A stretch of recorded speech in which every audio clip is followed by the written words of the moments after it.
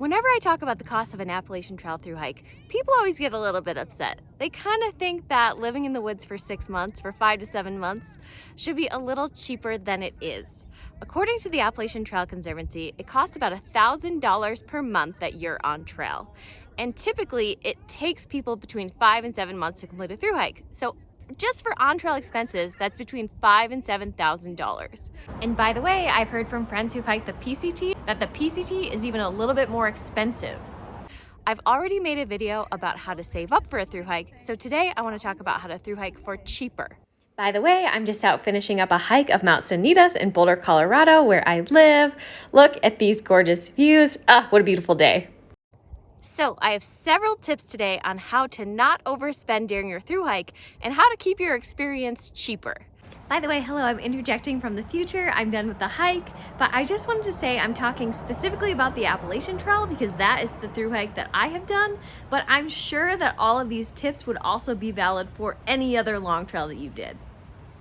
And hey, if you guys are new here, I'm Audrey, known as Glow Stick on Trail. In 2018, I quit my amazing job in Washington, D.C. to thru hike the Appalachian Trail from Georgia to Maine. It was an incredible experience, and I highly recommend it to you if you are thinking about doing it. And of course, hello and welcome back to all of my regular viewers. Thank you for being here. All right, let's get into these tips.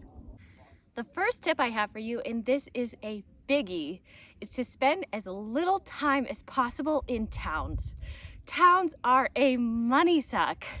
So most people go to a town every few days, whether this is just a town that you hike through or that you hitchhike to or you take a shuttle to. They go to towns to resupply their food so that they don't have to carry more than 4 to 5 days of food at a time, to take a shower because you get real sweaty and gross in the woods, and to do laundry. And of course, you know, some people also like to sleep in a bed occasionally, which is another reason they'll go to towns. A lot of people, while they're in towns, will also eat at restaurants, go to breweries, spend money on things like that you don't necessarily need to be spending money on. You might think before you go out there, before you get on the trail, that you're gonna go out into the woods and you're never gonna want to eat a restaurant meal or drink a beer at a brewery, because why would you spend your money on that? But the thing is, once you've been out in the woods for several days, living on hiker food, doing exercise all day, every day, your hunger really ramps up. You get sick of eating the same hiker food all the time. You get to a town, you're hungry, you go a little crazy. So, my big piece of advice in avoiding overspending on the trail is not to do that. Eat before you go into a town. One of my favorite ways to do it is to camp right outside of a town, have breakfast before you go into town, do all your chores, resupply, do your laundry, get a shower, and then get out. Some towns will have community centers or gyms that you can take a shower at for a small fee, so you wouldn't necessarily have to stay at a hotel or a hostel in order to get a shower. Some towns also have laundromats, so again, you wouldn't have to be staying at the hostel or hotel to do your laundry. So that is my recommendation. Because if you stay, at least if you're like me, if you stay the night in a town, inevitably, you're gonna go get yourself a nice meal and you're gonna end up overspending. So don't do that. Get into town, do your chores, get out. My next piece of advice is to hike with people who have similar financial styles to yours. If you want to do your thru hike on the cheap and not spend a lot of money, not eat at restaurants, not go to breweries, etc., it's gonna be really hard to do that if you're hiking with people who wanna go to a town every single chance they get, who wants to stay in a hotel every single chance they get, who wants to eat at a restaurant every single chance they get. So my recommendation is I always tell people to hike with people with similar hiking styles, but I also think this goes for finances. If you want to do your thru hike on the cheap, then hike with other people who want to do their thru hike on the cheap. Don't overspend because the people you're around have a habit of overspending. Along those same lines, try to split costs with other people as much as you can. If you do feel like you need to stay in a hotel, for example, split a hotel room with other people to make it a lot cheaper. if you're gonna go do your laundry at the laundromat, see if you can split the load with someone else and split the cost of doing that. Surely there will be other people around you who are also looking to spend less money, so they'll be happy to split costs with you. This one is just a good life tip, but do not go to the grocery store to do your resupply while you are hungry. Eat before you go so that you don't end up buying a bunch of stuff that you don't need. Not only will you spend more money than you need to, but you'll also overload your pack, and it will be very heavy when you hike out of town. And when you hike out of towns, very often you have a steep climb to get up out of the towns because they're in valleys. So do yourself a favor, don't go to the grocery store while you're hungry. And while you're doing your resupply, don't buy name brand products. Just buy the cheap store brands for every product that you can. For example, you don't need the expensive name brand granola bars.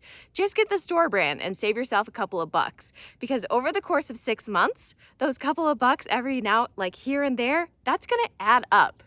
And I would say especially, don't buy the expensive backpacker meals. They are pretty tasty, and it is nice to have one every now and again for a treat, but you don't need to be eating those every single day, because those backpacker meals can run from anywhere from like $7 to $15 just for a dinner. Imagine spending that every single day out on the trail, and your money is gonna go just like that. Avoid those backpacker meals. Get one for a treat every now and again if you would like, but otherwise find cheaper meals to eat while on trail. Set a budget and stick to it.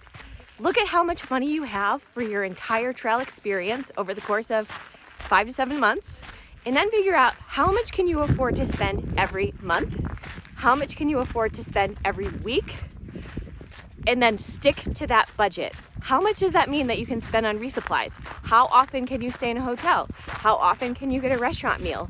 Figure out all of those things and stick to your budget. Before you go out on the trail and you're looking at your gear, do some bargain hunting. Look around to see who has the cheapest prices, watch for sales, wait for sales, and then test out all of your gear ahead of time. Do some shakedown hikes. Make sure that all of your gear works for you so that you don't have to buy expensive replacements in small trail towns, small outfitters while on the trail that have their prices jacked up. And finally, if you have friends or family that live not too far from the Appalachian Trail, maybe see if you can stay with them for a night. Get a shower at their place, get a ride to the resupply, get a ride to town. Don't mooch off them, of course, but see if you can take advantage of their generosity rather than spending the night in a hotel and having to pay for that. So those are the tips. If you've done a thru hike or a long section hike and you have some tips on how to make long distance hiking cheaper, let me know in the comments. And also, one thing that I want to note is that I'm not including in this list that you should send yourself resupply boxes ahead of time in order to save money, because you will find out very quickly out on the trail that you get sick of a lot of foods and a lot of foods very quickly. So it's really hard to predict what you're going to want to eat up the trail.